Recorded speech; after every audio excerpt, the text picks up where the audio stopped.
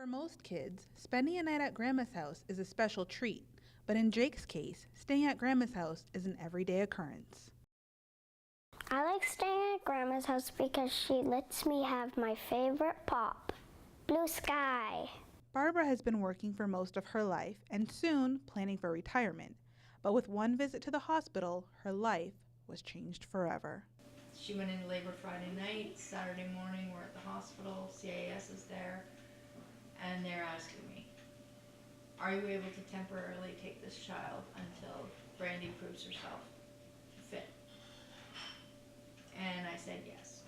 Had I not said yes, then Jake would have gone into foster care. This is my chore chart.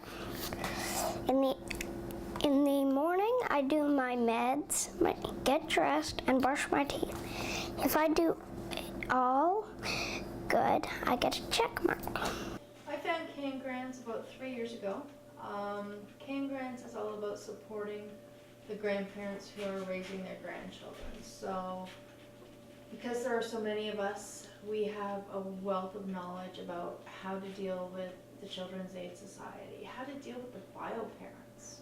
They sometimes cause more problems. They have something called the temporary care assistance, which I think is like $230 a month. But because he's been with me 7 years, they don't or 9 years, they don't classify that as being temporary. The population of Dominica Island, which is approximately 62,000 people, are the amount of children being raised by Kin in Canada today.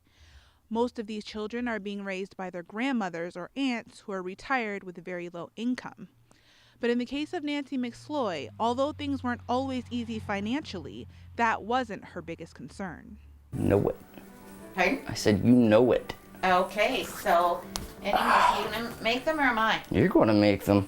For me, it wasn't just the financial end of it, but I really found that I needed the emotional support. My daughter was not in a position to be able to take care of Matthew, so I've had him since he was 18 months old. I had gone for over 20 years in which I wasn't really doing diapers, potty training, or anything. I was past that stage by that time with Matthew, but just other things like watching him grow, and it's certainly something that I wouldn't have changed whatsoever. I'm very happy that we've had Matthew in our lives.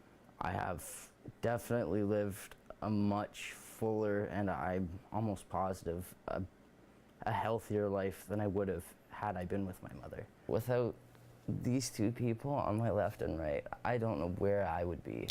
He's definitely changed my life. It's not how I saw myself and my life at this time, but I wouldn't have it any other way.